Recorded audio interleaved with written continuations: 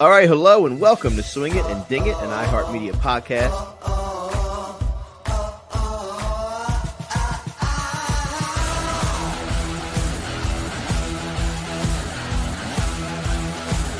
I mean, this is a birdie fest.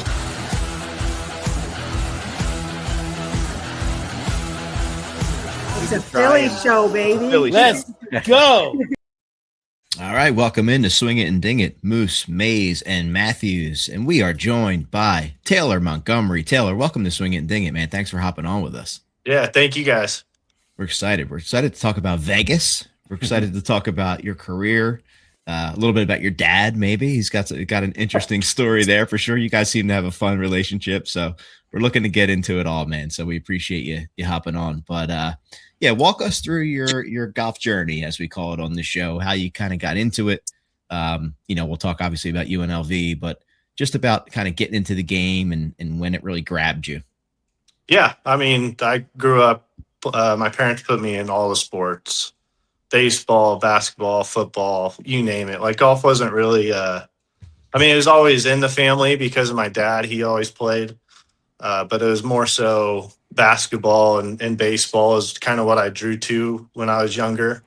And then it kind of came down in high school. I played basketball and golf. And then once I hit high school and my dad being out at Shadow Creek, you're around like the elite of the elite, Michael Jordan, all the athletes, Phil Ivey was a crazy story with the poker guys in Vegas. You start as a young kid, I was watching gambling on the golf course, and that kind of like pressure, it's very similar to like a final round of a golf tournament, which I had no idea when I was a kid, but that kind of pressure of playing for like $20 or $10 when you're a young kid was what drew me to the game. And I was like, all right, it's just going to be all golf after high school. And that's kind of what I did. There's a story out there that you won like $900 or something like that when you were around 10 years old. Yeah. Yep. I went out there with my dad, not very often. It's typically on like a Sunday when the golf course wasn't very busy. And one of his buddies, well, it wasn't really his buddy. It was just a guy that came in at the time, and he went to prison 10 years later. So who knows, like, Got it. it was a kind of a weird story in that sense. But some of these guys come in and they love to gamble and stuff like that. And not for like, some guys gamble a lot, but it wasn't like crazy amount. It was like a $50 carryover game. And I ended up birdieing or eagling the last hole, probably a birdie. And I won all 18 skins, and this guy hands me $900. I felt like the richest kid in the world. And in that interview or story, if you will, that I was reading online, it said like that's kind of what pulled you in, and you probably wouldn't be playing golf if it wasn't for the gambling aspect of it. Oh yeah. Yeah. If it wasn't obviously for my parents and dad in Shadow Creek, I don't know if I would ever really got into golf. Like obviously watching Tiger come along in the game, he's more so of your typical athlete watching the sport, and that's kind of what drew me. I love kind of watching athletes play sports, and golf back in the day wasn't really considered that. And but playing golf with those guys is just I'll never forget all those experiences at Shadow Creek and being able to play for money. And it's very similar to what we do now. And it's just, that's what drew me to the game. Awesome. Well, that's what I'm saying. Like that has to be incredible sort of preparation, for being a professional golfer. I mean, you're playing for money, you're playing for your living, your livelihood. And Here you are, maybe, at 11 years old, that $900, that seemed like your livelihood back at that time. So it's like, it's perfect preparation for, sinking a big putt on Sunday on the 72nd hole, to win a golf tournament. It's sort of, gets you ready for that, doesn't it? Yeah, exactly. And I would say like seventh grade is I met some friends that were probably 2 or 3 years older than I was. And we played like a $10 Nassau, but there's 4 or 5 of us. And when you're in 7th grade, you have like no money. You might have like $600 in your bank account if you're lucky. If you have a back. And so I was basically playing from 7th grade all the way up to, I would say, senior in high school, like for pretty much my entire bank account every day. And which wasn't much, but you start to accumulate some money as a kid later on. And I didn't lose very often. So would you be described as a hustler? No. Like it was just more so with like friends and stuff. But like I couldn't do that when I was playing basketball. It's like I wasn't going to go out there and gamble against my buddies playing basketball. I mean, you could, everyone throw $10 in. Yeah, it's not like a natural element to the sport. Whereas like golf, it's very natural. Mm-hmm. Yeah. Oh, yeah.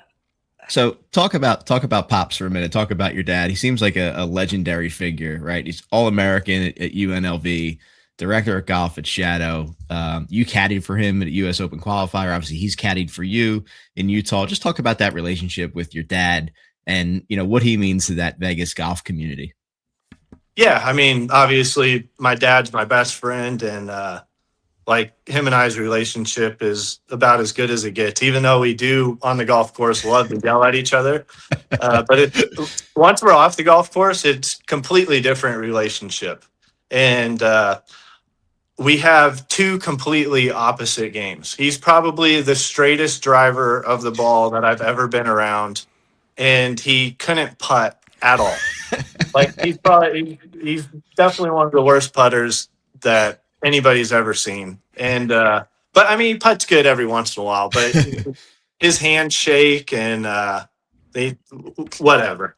And but I remember caddying for him at the US Open. This was probably because he's never got through the US Open qualifier, and he hit it so good. I would have got through by like 8 shots. I would have won by 8 shots, like minimum. I remember that we got to probably like the 30th hole, and he just kept on missing 4-footer, 6-footer, 5-footer. Like he just kept on missing these putts. He had to be -7 strokes gained putting for the 27 holes that we were playing. And I just remember it was like, it is not that hard. Like I just, and he's that same way with me, like trying to hit the fairway. He's like, the fairway's over here. Like, what are you doing? Yeah. And I think because we both care so much and we want to see each other succeed, that it gets frustrating at times. And but him and I's relationship is about as good as it gets. And obviously he has a great job out at Shadow Creek. He ran into the right people at the right time. Over 30 years throughout at this point, college, right? Yeah, he was there ever since it opened. He started off as a caddy. He has seen some things. Yeah. Oh yeah, he's he knows where the bodies are buried. They say literally. Yeah, I mean it's pretty crazy, like how a golf course operates and everything that goes into it, and like he likes being the GM out there, but he's more of a people person. He misses his old job where he can go out there and say hi to all the guys, and he still does that, but he's not an email person, that's for sure. He does not respond to emails well. So yeah. Well, Taylor, you mentioned that, you know, he struggles with putting. That's probably so easy for you to say. I've seen you putt. I mean, your putting is something that a lot of people talk about. Like I said, I've watched you up close. You've been mentioned with the names of Brad Faxon, Denny McCarthy, Ben Crenshaw. What is it about like your putting or your rating that you think separates you from your dad or from anybody else maybe in the field? I think at a young age, I wasn't that good of a putter, and obviously watching my dad play and how bad he was at putting, like I put more of like an emphasis on becoming a good putter. And I started off with like kind of like the Pels plate, and then I moved to some different like putting devices, and I've just stuck with it, like just kind of my own system that I do. And you have the same putter? Yeah, pretty much. Yeah, the same. I've used the same putter forever, but I could still putt good with other putters, but it's like you don't want to switch Yeah, when it's working. exactly. And on Sam's Putt Lab and stuff, I've gotten on it probably once a year for the last like 8 or 9 years, and nothing has changed. Like according to that device, Technology. like Yeah. normally, like when I look at my swing a month ago from now, it's completely different.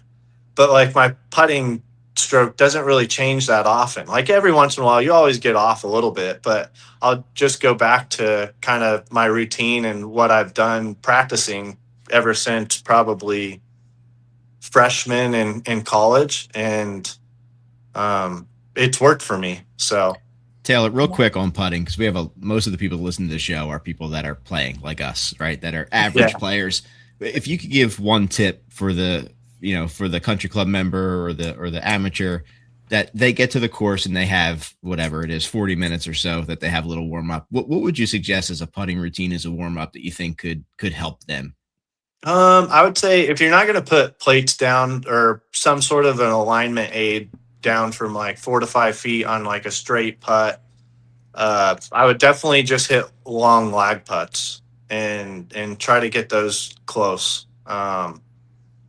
Yeah, I mean, I could talk Speed. about putting Yeah. so long because there's so many like little factors that when my putting gets off that I'll think about and I'll be like, yep, that's it. And then sure enough, it'll kind of go back to it.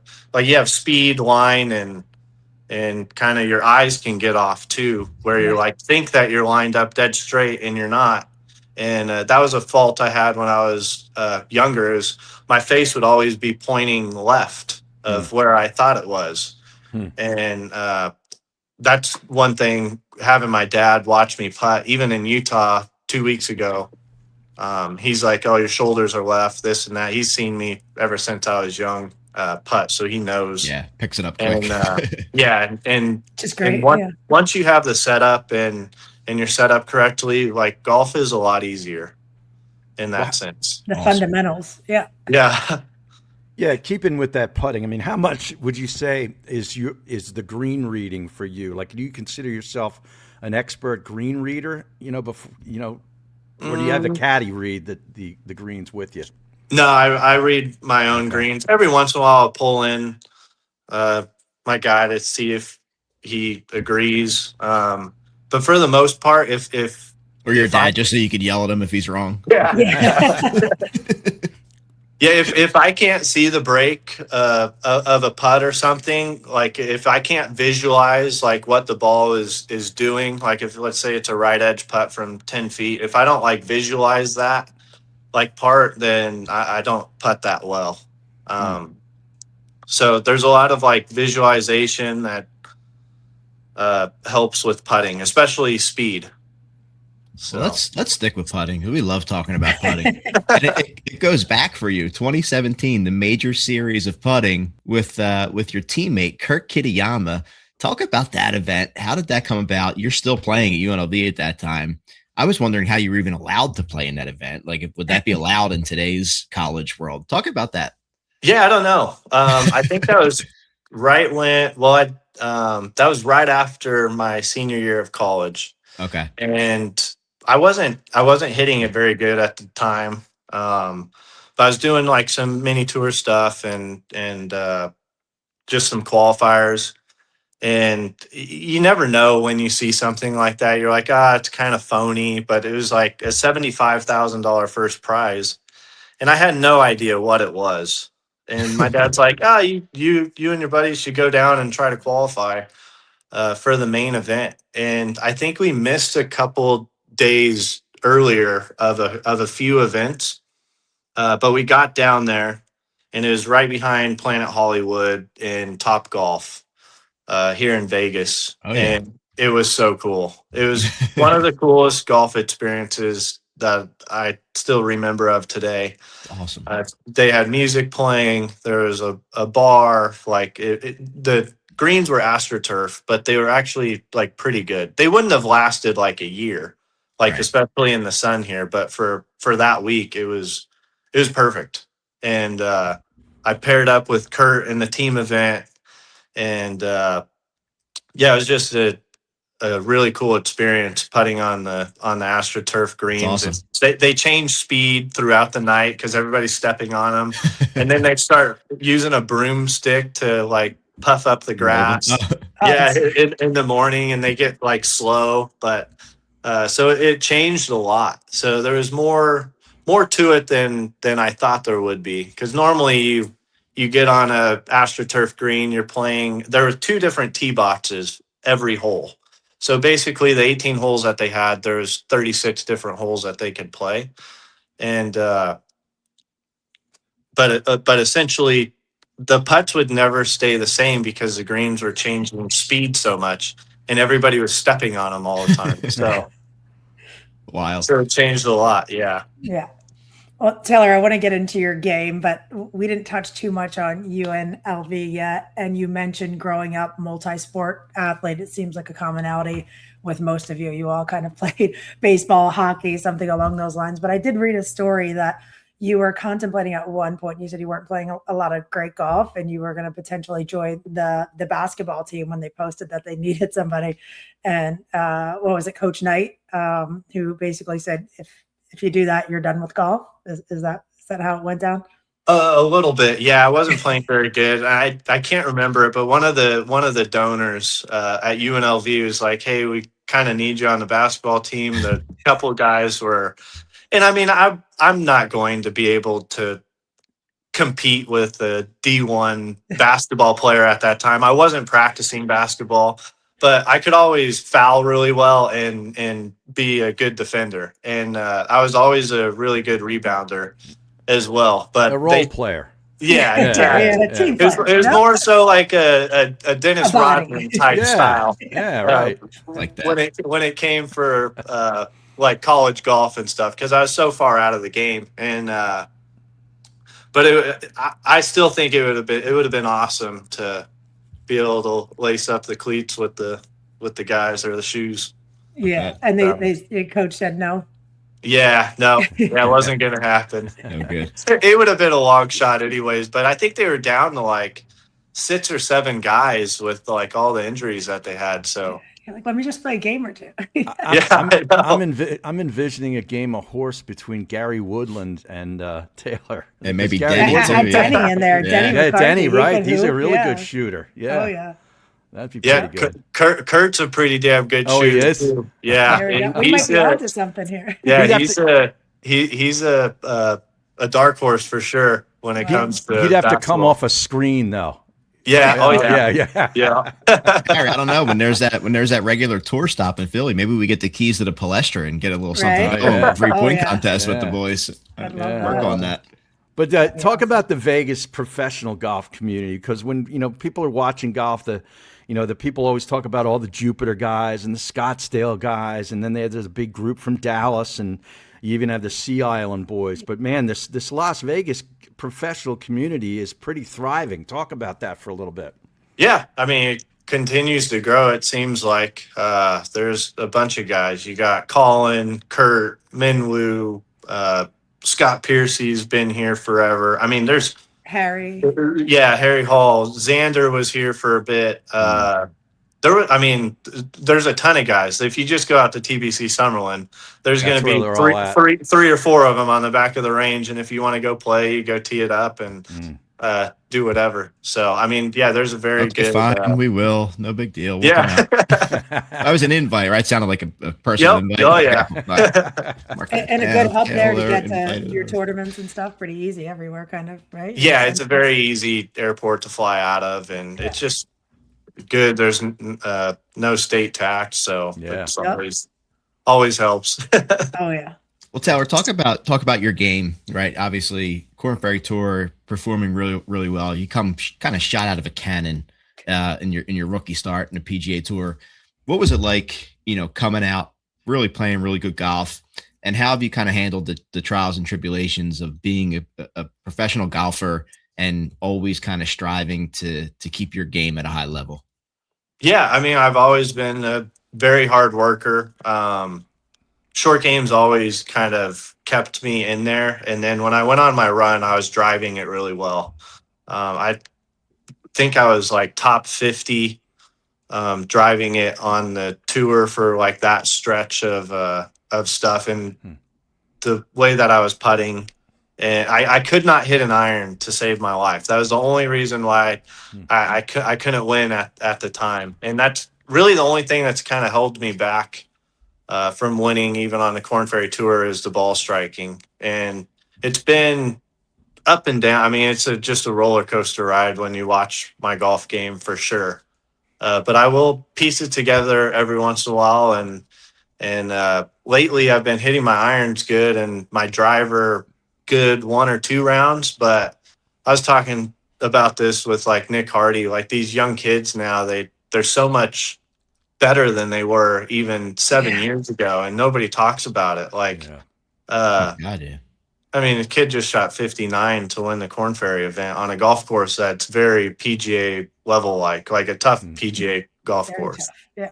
And yeah, it's just I feel like the game is changing. The distance is the guys are all swinging 120 miles an hour. It seems like they're at least they're swinging working out since 118 third miles an grade. hour. Yeah. But they're all hitting the ball pretty high and they launch it with low spin and yeah, I mean the way some of these guys drive it, there's really no way to mess up the golf.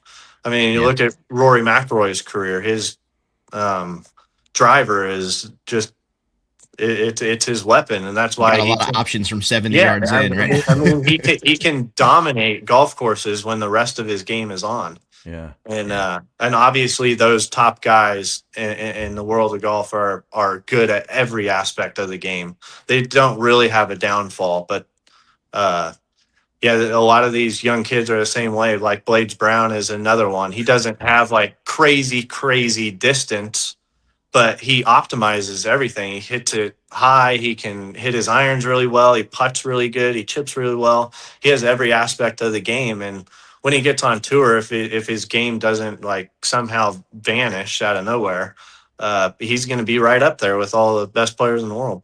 Yeah. I just spent 2 days at the amateur. There's more coming. Oh yeah, I mean, it's unreal. Yeah. They're starting young. Yeah, 2 years old. It's like, you know, yeah, you look at it like golf instruction's getting better, TrackMan, all the technology. Like back in the day when Jack and those guys were playing, maybe the other players were really good, but they weren't very knowledgeable about a golf ball or the shafts that they were playing. And I'm sure they all dove into that stuff, but there's just so much more information out now that players can get really, really good. And it's probably not going to stop as long as golf continues the same way. The players 20 years from now are going to be even better. So, and I love this conversation because I'm constantly trying to say, you know, on this outlet, on this podcast, how good the talent is out there. So for the people watching from the couch each weekend, you know, posting on X saying like, how does a tour player bogey or, you know, how do they hit one offline? It's like, do you know how thin the margins are out there and how every guy is just so good, you know? So I love when someone sheds some insight on, you know, what competition actually looks like inside the ropes. Yeah. You know, and it really doesn't even matter what tour you're on now. Like Latin tour guys are shooting nothing. I have a couple buddies on Latin tour that I know are unbelievable players. They haven't won yet. Corn Ferry Tour, I see it every week lately. PGA Tour the last 3 years and a little bit this year. There's really not a crazy difference. No matter what tour you're on, there's going to be 20 guys from that tour that are just playing unbelievable golf at the right time. Yeah, exactly. And the timing of that is very important. So, well, timing right now for you is Corn Ferry Tour playoffs coming up. Walk the listeners through. They're pretty heavy on the PGA Tour, but I like to try to include some Corn Ferry, you know, action in there as well. The playoff structure. So it, you know, 156 to 132, then 100, then 60. So you're in all of it right now. But is it the top 20 now that walk away with the PGA Tour card? Yeah, top 20. And then I had no idea how the structure went of like the points and stuff. So I got you. I knew the final event was top 60 because last year was like 75, Mhm. and it just keeps getting tougher and tougher to kind of keep your card or get your card for the PGA Tour. Like when I got my tour card, it was 25 guys in the regular season, and then they had the finals, which the finals I think every player really enjoys because there's 3 or 4 events, and if you play good, you can get your tour card no matter how bad or good your season went. It kind of left an opportunity, whereas like if you're sitting 150th on the points list on Corn Ferry Tour, there's really no chance unless you win twice to Right. get your card, which Yeah. but I mean, which is good, and but I kind of like the old playoff structure, and I think the tour they talked a little bit about going back to something like that because they You like guys just met with Brian last week, right? Didn't he come out? yeah. So awesome. Well, Taylor, we appreciate your time jumping on with us. Thank you. Yeah, of course. I always ask the guests, I don't let them get away without this last question. And I'm not sure how much of the Philadelphia area or how, if you've been there. And if so, have you played any Philly courses? Which one was your favorite? I don't think I have been there. I was wondering if he had been to Scranton, if he had been to the NEPA event or not. Brandon's event. Yeah. No. Hey, we talk about competing for a paycheck. You should get up here in end of September. After Chloe's born, take a flight up to Scranton. It's a great course. It's a lot of fun and a nice purse for the guys. So no real Philly experience yet, huh? No, but I heard the golf's unbelievable. So anything Northeast has a lot of good golf. So. Yeah. Well, if you're ever in the area, call one of the 3 of us. We'll get you out and we'll let you play some golf. Get you out in this humidity and get you to enjoy yourself. and then take you to the Palestra with Denny to have a free throw. Yeah. That's right. Awesome. Appreciate the time. Thank you for joining us. We'll be watching. We're the good luck charm, so you're going to rattle off some wins. I hope so. And then you got to come back. You got to come back after your next win. That's the only promise we ask. All right, perfect. You got it. Beautiful. All right, let's take a quick break. We'll be right back. Thanks. All right, welcome back to Swing It and Ding It. Taylor Montgomery, thanks for joining us. We were just joking about what his dad has seen over 30 years at Shadow Creek. Must have had some requests in his day, getting people out there. And, man. Love to hear some of those stories.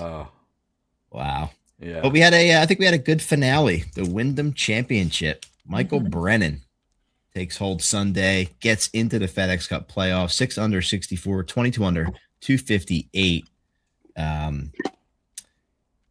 mean, and it's funny too, because we were watching all those bubble guys and Jackson Coyven on the number. Yeah. On the number. But Michael Brennan, shout out his second win. He was outside of the 70 and gets himself in there. Gets the 3-shot win over your boy Barista Bo, Harry. Oh man, I tell you, I forgot all about his coffee antics. Yeah, he's a big coffee fanatic. He get the Bo Reist on, and he's got that logo. It's actually kind of cool, actually. Yeah. At least it shows he's got some sort of personality, because from what I've heard, he's nothing when he plays with him. So I don't root for this guy. He's a tune out to me. He's a decaf. He's decaf coffee to me, which is like, what's the point? Non-alcoholic beer. Come on. Well, no, I'm into that now. Oh. Yes, I'm into that now. And I just drank a mocktail myself. Okay. Yeah, so. Whoa. Yeah. Drop some tea. But that's a whole other story. Yeah. That's a whole other story. But yeah, he wins by 3 shots over Bo Hostler, who needed to win the tournament to get into the playoffs. Wow. If you were watching, they probably told you that about 150 times. Imagine taking a drink every time they said that. Exactly. But he made 5 birdies in a row from 4 through 8, which really, put him in the driver's seat. He made a bogey on 11 and then made birdie on 13 and 18. For good measure. And, the last 3 tournament winners are all under the age of 25. You think about it. Koiven, 21 years old. Thor Bjornsson, 24. Brennan, 24. I mean, we talk about these guys coming up in the amateur and college golf. Like, these young guys on the tour are, I mean, it's wild. wave after wave of talent. It's really incredible.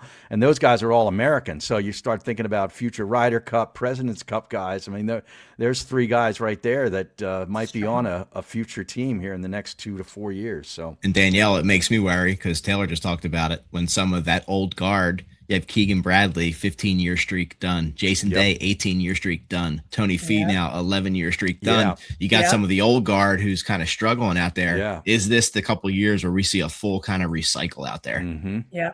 You know, that's Could a very well wild. be. Some of the other ones, you got Brooks, Denny, who didn't make it. So a lot of Jason really Day. good players that are on the outside looking in. Yeah, Day streak's wild, 18 years. I know there's been some changes in format, but Snedeker. 18 years. He had a good run. Won a tour. Brent Snedeker, President's Cup captain, won a tour event this season and still missed. Right. Like just further proof of how hard crazy it and how is. brutal it is out there. Yeah. But And how then- about Hostler watching him? Like he's very emotional. Like he saw him coming up the 18th fairway, just sort of like yelling at himself. Did you catch that? Yeah. Yeah. He's got his fist and he's just sort of screaming at himself. He was yelling at his caddy like 3 holes before because of a a lot bad going read on or there. something. He was really, there's a lot really stressed, man. I feel like even Saturday, even you're like chill on he's- that he's caffeine, not- cuz. he's not Yeah, winning. yeah. Yeah. He's I don't know. It's all hopped up on cappuccinos and Too much creatine. He overdosed. He's just, I don't know what's going on. Oh, That's and then wild. you had Brennan's mom coming out. His mom and dad are there. Now, this was a weird scene. I don't know if this is part of your tea. The Masters kerfluffle, if you will. yeah. the She antics of comes it. up and hugs him and says, "You're going to the to the Masters," like he's never been there before. Yeah. He played in it last year. Yeah. Okay, You and just got your PGA Tour cards. and, Like, and Mom, I he just acted wanna- like, "Wow, we're going to the Masters." Like it was What is weird. It's okay, like- Mom. Get out of the heat. Yeah. I was gonna- It sounds like how I answer my mom. Oh yeah. Sure, Mom. Yeah. Yeah, you told me that story 64 times, Mom. Yeah, I'll Well, act at like I least, heard it for the my first. mom, like we're talking about tournament. She's like, "Well, wait, when does it start again?" I'm like, Yeah. Thursday. That's Friday. You'll play the weekend, but yeah, every But week. she was so excited what about it. is I think it got him a little off guard. Like he didn't want to sort of, yeah, Mom, I was there last year. Don't you But remember? let's go. Par 3 contest. Woo. Wow. Oh man. Yeah. All right, but yeah, good finale. I'll take it. I like the Koivu story for sure. Yeah. I like some of the young blood. You know, the Thor Bjornssons, Brennan, Koivu. You know, that really kind of stepped up towards the end of the year. Really cool to see. We'll see how they perform on the big stage in the playoffs now. Yeah. You know, especially with Rory gracing us with his presence this Oh yeah. week. You That's a know, whole other thing. Harry Is that in the was tea? excited. well, let's get to the tea. I'm right. you know, we keep asking what's in the tea. Let's Yeah, just we get have it so out. much Yeah. tea, Spill you it. know, and let this be like a tea party here. We can all talk about a lot of this. Yeah.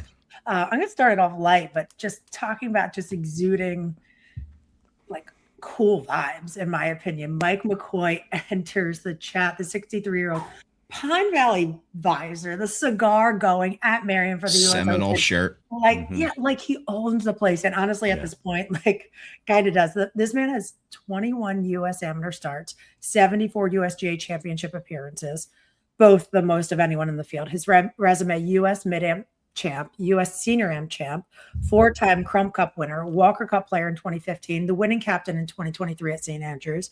And the guy's going viral, and I'm here for it. 'Cause I mean, he just- looks into the camera. He did everything but wink. Yeah. literally, I was waiting Yeah. for a little, I saw him out suave, like, Oh, you saw? Oh, I him saw there. him. Oh, I saw him. He is. Was there he an is- aura in person? There's an Yeah, aura. I just- was we across got the that, like- fairway from him on one of the holes, and He one probably of the guys I smells was standing delicious. with knew who he was, and it's like you look at the guy, you're like thinking he should be like in a movie. Yeah, you Like should have he's thrown that your cool. underwear And at him or he something, remembers Har. Yeah. He should The have popped little up them lasso draws. on his No, he's got a presence. thought There's about no it. question He about it. How about Yeah. that guy, man? I Yeah. loved seeing that stuff today. I was dying laughing. I think Oh, yeah. today was the day where they posted everything. In the next couple of days, now we'll get the memes and all the and other stuff everything from else. it. I yeah, hope but so. right now that What a that's just story. that photo. I like him walking with that Like, 18-year-old kid too. You know, like Yeah. what are they chit-chatting about? Right? Awesome. Right. Yeah. That's what makes golf incredible, by the way. Oh, yeah. Right? the relationships, the time, like even Taylor's story with winning $900 at age 11, just like these little stories that come out are just so good. Yeah. Um, Oh, yeah. All right. So the opposite of just exuding amazing vibes is Michael Block walked off mid-round. He was in the field at the Stay Shore PGA Senior Championship on a sponsor's exemption. He showed up late to his tee time. Got assessed a 2-stroke penalty for it. Opened with a 43 on the front. Made the turn, bogey 12, and just decided I'm going to call it a day. No block party. Didn't say a word to his playing partners. Sources called it that he had frustration with the course. The Irish exit on the golf course. Well, what? Now I heard different today. He's since been DQ'd for not completing the proper withdrawal process. And he should be. He should be. Yeah. There's a lot of stuff going around about this guy that he doesn't seem like he's what was projected at the PGA a few years ago when he was playing with Rory. Yeah, but not at there's all. a lot of stories. Yeah, but he told Golf Digest that he withdrew due to injury. Right. And he did thank his group and their caddies and the crowd and the walking score. So it's like black and white, but it's like, which one's right? Not a good move. Not a good look, No. Throw in a cigar and put on a PV hat. I think the Michael Block window needs to close. I agree, Harry. I mean, I agree. Seriously. Yeah. It was fun. Should we for a thank while. him? Should we thank him for participating? Thank him for participating. Thank you. Give him a nice Peter Millar shirt and let him go on his way. Yeah. Here's a little Yeti Rambler. See you later. Yeah. I got plenty of Yetis I could give. Right. Everything you go to, they give you a freaking Yeti with a logo on it. My God. Guys, we caught wind of this last week. Zach Collin, what the heck, man? I mean, this story broke last week. Full-blown cheating scandal. The fake hole-in-one stunt at Wing Haven Country Club. The way this guy planned it out is wild. Explain this to me. Okay, I don't know if you guys saw this clip. We should put it up on the IG story. The one guy who I think broke the story with stick figures and everything else. What a brilliant job. He did it so well. Cover of darkness. Yeah. Oh, yeah. So he said Zach Collins showed up, and I guess he got wind that there was a hole-in-one pot, and a lot of people were putting money there. So he shows up, talks to his guys, and he's like, look, Grandma has some health issues. I'm going to be getting a call at some point on the course. It's pertaining to my grandma's health. I'm going to have to go take this call. And they're all like, yeah, man, of course. No problem, whatever, right? So they start playing. All of a sudden he goes, hey, I'm getting this call. I'm going to go head up and hit my shot. So I don't hold anybody up. I'll take the whole, I'll take the call and I'll meet you guys. And they're like, all right, yeah, cool, whatever. So he finishes his phone call. They meet, the guys finish up on the green, meet at the tee box. And they're like, did you hit your shot? And he's like, yeah, I saw it go up there, but I didn't really pay attention to it. So the guys all drive up and they look in, they go, oh my God, you hit a hole in one. They're all celebrating, going crazy, everything else. So fast forward to the end of the round, and he's celebrating with them, Harry. Zach Collins, supposedly celebrating with them. Fast forward to end of the round, goes in. Rumors are he refused to even pick up a bar tab and pay for any of the drinks. Some of the members are like, wait, so you had a hole in one, but nobody saw it? And I guess the super or somebody that worked there said, hey, you know what? We have a camera actually on the maintenance shed. Good. Camera's always watching. This guy drove his car pre-round, parked by the maintenance shed, and I guess got out to go and drop another ball in. He actually made a ball mark, a pitch mark on the green hair to make it look the antics that he did to do this, and then refusing to even buy drinks with your money that you cheated on is just wild. And then Yip digs in and finds handicap manipulation now and all this stuff. Turns out the guy played in one of those Barstool events and won the putting contest. There's been a lot of cheating rumors in that event. DMs of him saying I had to pad my score a little bit because I don't want to be giving strokes. He said I shouldn't be giving strokes back to the field. So essentially just a sandbagger. So at this point, is this guy even welcome at this guy's course? Even worse. He's a total scumbag. Oh yeah, he had before he was thrown out, he had to just jump out, quit his course. They were gonna. Yeah, but he resigned. You're done. Yeah. You're done. I mean, come on, what are you doing? Now, where is this course? What state is this in? Missouri. Where was this again? Wing Haven Country Club. Yeah, I'm not sure. Yeah, okay. I forget. I just saw. But the story about your grandma. Yeah, I mean, you're gonna fake a story about an ill grandmother. to do that and yeah. get the pot. Yeah. And then, I mean, somebody commented like, oh, but the validity of the comment, they commented like, the story makes him seem much worse than he is. Missouri, like, it was. cheated. It was St. okay. Louis. You Yeah, I cheated. thought it was. Yeah. Okay. Yeah. But they're like, the story makes it seem much worse than it was. He's actually a nice guy just going through some hard times. I'm like, you're going through hard times. You're cheating. You're stealing from all the guys playing. Like, And then I looked at that source. He's got mental health issues. That'll be the next thing. He's suffering from. Well, I low-key was like, wait, did this guy create a fake profile to comment that comment on a viral post? Because I looked at the guy who commented and he had 0 posts and 0 followers. The one that was like, he's really nice guy just going through hard times. Yeah. So I was like, okay. Moving on.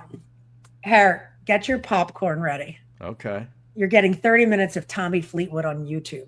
PGA Tour Studios documentary is giving fans a look at Tommy's 2025 season, including his climactic finish at East Lake. So you can watch, you can watch your Tommy for 30 minutes, enjoy that little season. Oh, will Frankie be in from the par 3 contest? Has to be.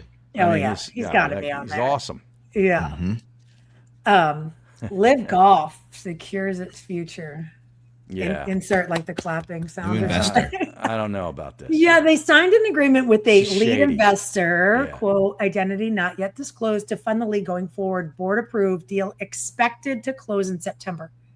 I'm still not confident, but Live players will become majority equity holders in the league, a first for any major global sports league. No framework details on how this equity actually. And Yasser shows up. Oh yeah. So and then there's a bunch, but this comes out. So Saudi Arabia's PIF said back in April it's going to stop funding for Live at the end of 25 after they put in roughly $5 billion since 2022 launch. Billion with a B. With a B. Just burn it. Yep. That's really just his framing and that he came out on LinkedIn to post this. I was like laughing that I got the first. It wasn't X, it wasn't Instagram. Like my first notice for this came on LinkedIn, and O'Neill's framing of this, like the sponsors, the brand longevity, the next era starting 2027. But yeah, so a quick parallel to this: Liv held its event at Trump National Bedminster with President Trump attending. I saw clips of Trump's helicopter flying in and players actually like stopping and being like, okay, like middle of the road. Eyes, like, the dust flying around. The ball probably blowing all over the ground. Thanks, Don. Yeah, okay, Prez. But also with some digging, I found out that the mystery investor from the funding deal that I just flagged earlier actually surfaced. So supposedly Ted Goldthorpe, head of BC Partners Credit, manages $10 billion across 300 plus investments. He was spotted on site.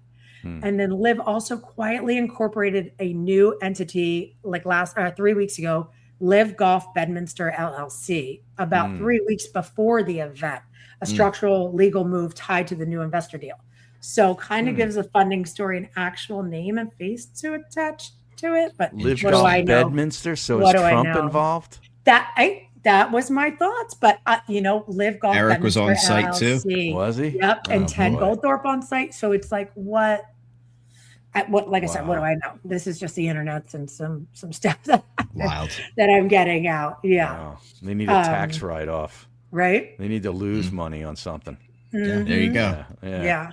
Wow. PGA Tour officially confirmed schedule changes for 2028. So the FedEx St. Jude Championship will lose its spot in the top tier championship series, which is a shakeup of how the playoffs have, the playoff openers work since 2022. Yeah. Well, they got to get out of this like swamp ass 3-week playoffs. It's ridiculous. Memphis in August, Atlanta in August, and now they got St. Louis in August. Are you kidding me? Yeah, it's like you don't even want to go outside. No. Well, I told you, you don't even want to play golf out here in South Florida. Pebble Beach was beautiful.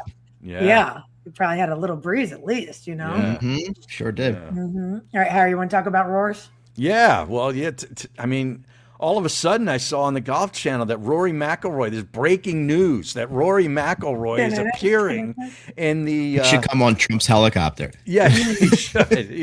They should just drop him out of it. He should just parachute out of a FedEx plane as it's dry, because they always showing take the you FedEx, his watch, Harry. Yeah, they always take the FedEx plane and do like a couple of figure eights over the golf tournament on like Saturday or Sunday. It's like this thing they've done every year. Yeah, nice Rory tandem should jump. just like jump out of it.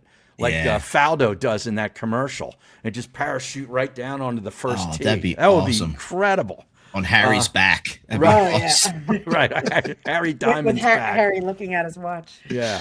But Awesome. Moose, you were onto this too. There was a phone call or 6 made once Rory's little tantrum where he said basically, you know, what do I got to show up to the playoffs for? I'm basically in the finals. You know, who cares? And we talked about it a couple weeks ago. Like, if he doesn't care, why should anybody care? Why should you watch? Why should you buck up $20 to $30 million in the next 2 years for any of these events if these guys can just say, peace out? I'm good. Yeah. Well, Brian And an Rolap. ambassador for the PGA Tour. Right. You know? Right. Yeah. So it was good that I'd love to have heard that phone call, Moose. Oh, yeah. I or, mean, or a LinkedIn message. that would have been so fantastic. Yeah. What are you doing next weekend? Yeah. Mm-hmm.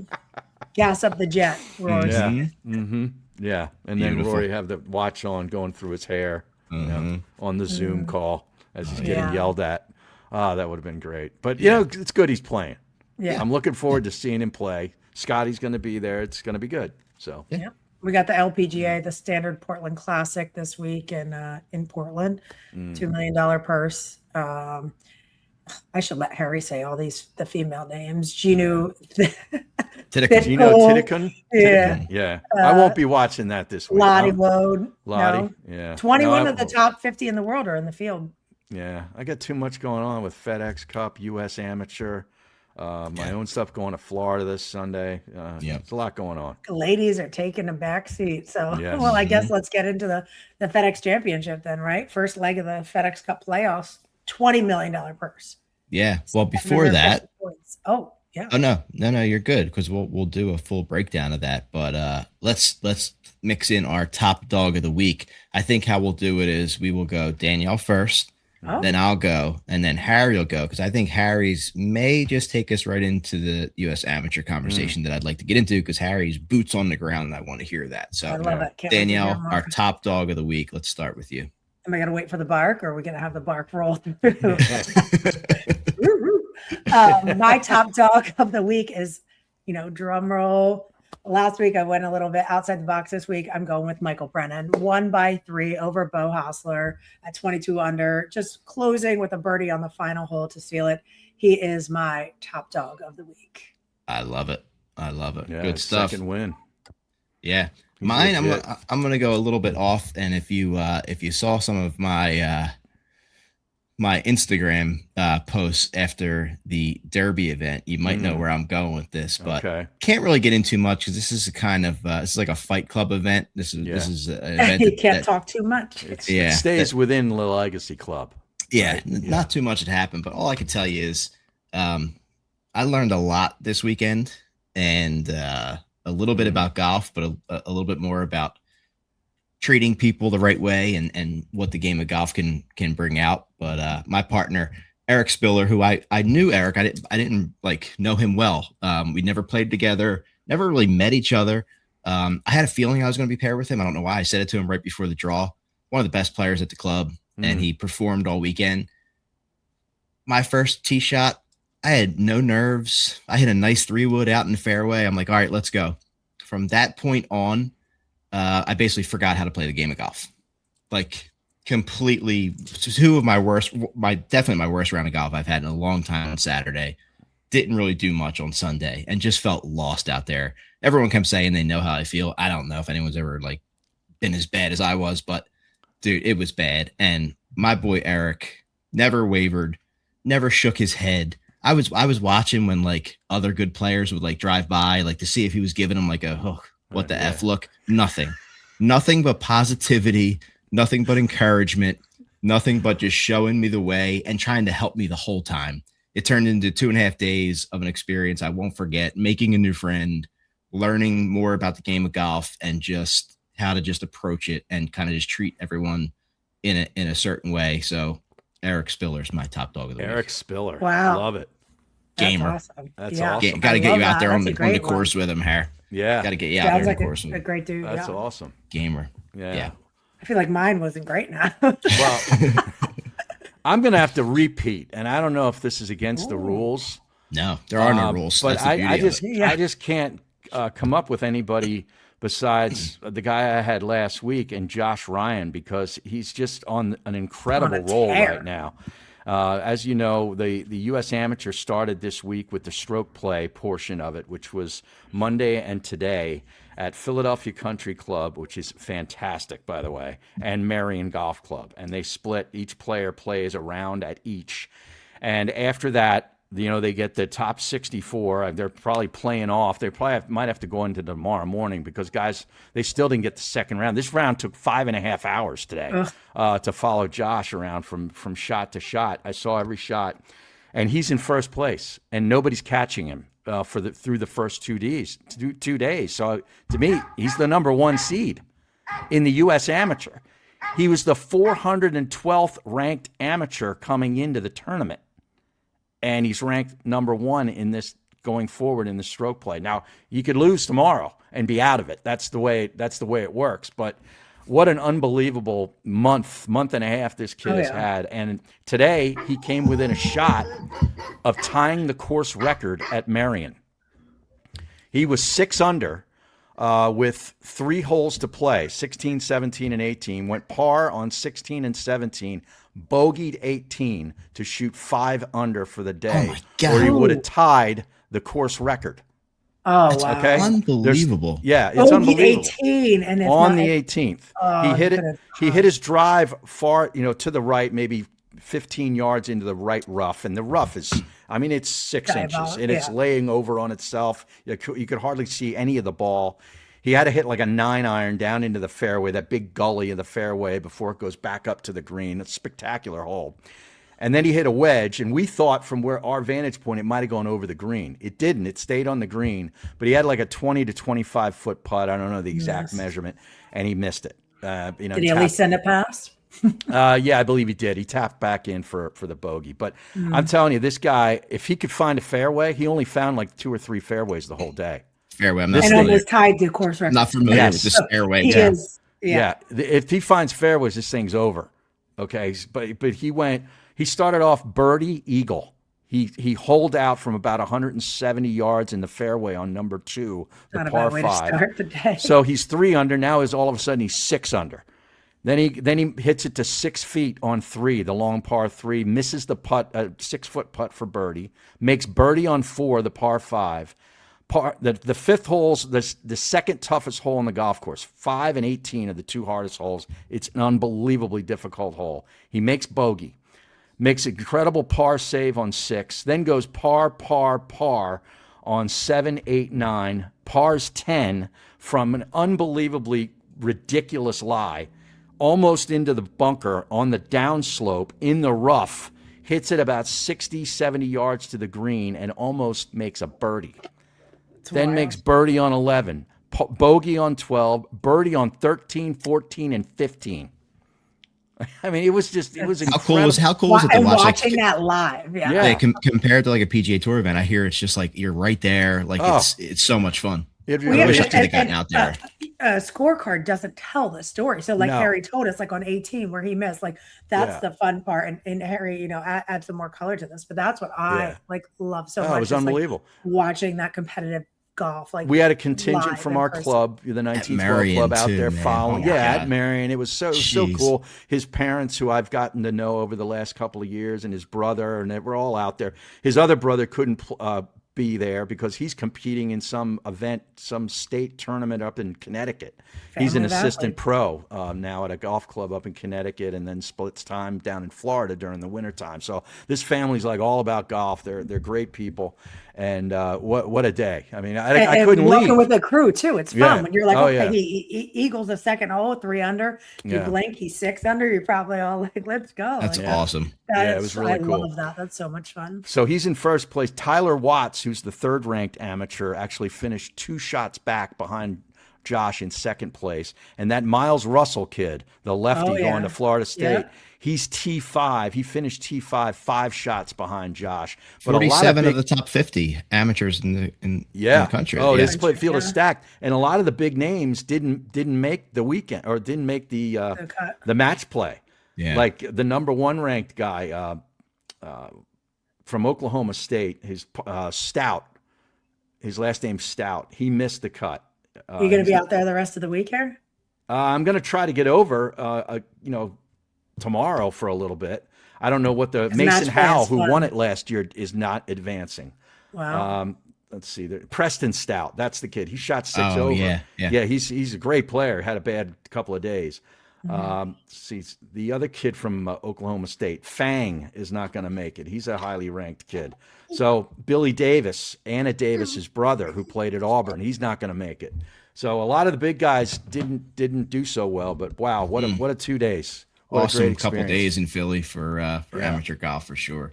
Very cool to see. Very cool. Yeah, I'm glad you got out there. That's Me awesome. too. Well, that's the top dog of the week. Top Dog Law, second year in a row, just got announced today. Fastest growing personal injury firm in the country. You know how hard it is to be the fastest growing 2 years in a row? Top That's Dog a lot of Law, growth. our bark has bite. Thanks to the folks at Top Dog Law. A lot of growth over there. All right, FedEx Cup playoffs. FedEx Cup St. Jude Championship. We're going from 70 to 50. TPC Southland, and we talked about Memphis and the Heat. Cool. It's kind of like a stepping stone event, right? A positioning event, if you will. Like if Scotty wins, he goes from first to first. The first, yeah. But like, I think he's still trying to win. I was thinking about like, there's been such a definitive, like I know Scotty's still world number one and has played great, but like there was such a definitive, like this Scotty was the best player, Rory was the best player. This season seemed very strange, where like, you know, Scotty really had to win early and didn't have anything. Rory wasn't the year last year. Like you were waiting for someone else to step up and rattle off wins. You know, you had Goddard up that popped up. You had Cam Young that popped up. Fitzpatrick, but like no one to me really jumped out head and shoulders above anyone else. So I think it's going to make for an interesting playoffs. It will make for an interesting playoffs. But if you listen to Brandel, and he's actually right on this, if you look at the stats, Scotty is by far and away the best player. He's got a lot of second places. $400 million. He's only Five got one win, runner-ups. but his statistics are ridiculous. So it kind of brings that player of the year thing. Like what is player of the year? Is it all wins? Like I think you should win some tournaments. Or a major or two or something. Because but we'll see. It's going to be interesting. I think the player of the year is still way up in the air, and whoever can take Be honest, Harry, you want Rory to win. I'd be fine with that. I'm not against Rory. I'm against the way he's covered. But the TPC Southwind, designed by a local guy, Ron Pritchard, lives in the suburban Philadelphia area, I think he's up around Harleysville. Designed this back in 1987. Par 70, 7,288 yards. It's all Bermuda, very small greens, 4,500 square feet, actually the third smallest greens on tour behind Pebble Beach and RBC down in Hilton Head. The fairways approaches are actually zoysia grass. I played off zoysia once. Moose, we played off zoysia at Old Palm. Isn't that zoysia? Oh, yeah. I think so. Where the ball just sort of sits there like it's on a carpet. It stands up almost, You got awesome. You're chipping. You got to be a little bit different. Brandon gave us a quick A little little lesson on more how to stay effort. low and through. Yeah, but I love the grass, and the rough is Bermuda grass, 3 inches, 75 bunkers, 11 water hazards, and they're in play on 11 holes. So small greens, a lot of water, a lot of heat. They can get a lot of wind there, and this place can get kind of tough. The average fairway is 25 yards wide. So I know we're going to be seeing the line here in a bit, and I'm hot on a guy who likes the heat. Oh, That's all I will say. Okay. Hey now. Yeah. But Bubble Talk for the second playoff event. Mav McNeely, 50th. Harris English, 51st. Max Homa, 52nd. Sung Jae, 53rd. All right on the number. And that's not only to get into the second playoff event, that's to get into the elevated signature events Series next event. year. Yeah. So that's a big money just to get into the top 50. Yeah. Tom Kim, guys. Jake Knapp, Koiven, like we said, Homa, a lot of Spieth, a lot of guys on They that need bubble. good weeks. Good week. Yeah. Let's see the line here with our friends at Bet Parx. Past winners: Zalatoris, Lucas Glover, Hideki, Justin Rose. You talk about Scotty, Harry. He's got that plus 450 way top of the board. Bigger spread than normal with Rory. Normally it's like 500, 900, 450, 800. It's 450, 1200, that split between the two of them. Then it goes to Fleetwood, Xander. I'm going a little bit down the board. I actually took Ricky in the one and done.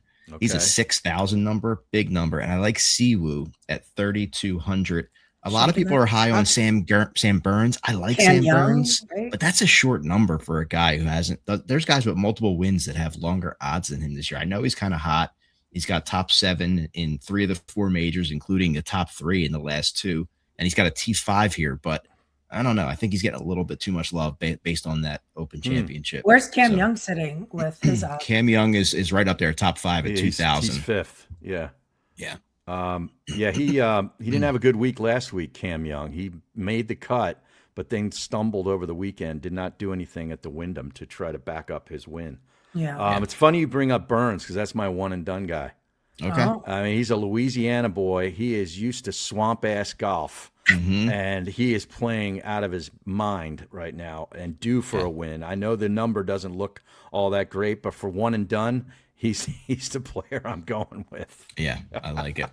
But it. I also like Justin Thomas, JT. He who's played all right last week. starting to play some pretty decent golf. Yeah. And he plays well on the heat on Bermuda.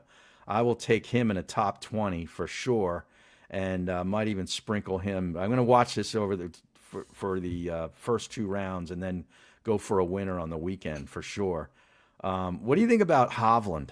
Hasn't played in a little while. Has played well here at this golf course. Has played. Yeah. Well, Yeah, when he won He's the such a FedEx Cup, crapshoot, man. He really Yeah. is. There's a lot of guys that are crapshoots. They could win Yeah. or they could just finish 70th. literally. Yeah. Him more than most. I feel like he is definitely a crapshoot. Yeah. Yeah, Why he's probably not sitting in enough to most put my money behind of him. everybody's Yeah. one done stuff. Yeah, we will see, and we will go from 70 to 50. Well, last thing I would like to close on, we'd like to congratulate Temple University class of 2026 Hall of Fame inductee, our friend, your husband, Brandon Matthews. Incredible. Yeah, Harry, what a that's awesome. class to get in with, Yeah. too, man. With BA, Bruce Arians, I mean, Yep. Super Bowl champ, former great coach at Temple in the 80s. Yep. Yeah, I mean, Yeah, Tyler Tim Dale. Matakevich, Yep. who's instrumental in some of those Matt Rule teams that were so good. He won a conference championship. You had Mark Tyndale, who was a great basketball player for John Chaney.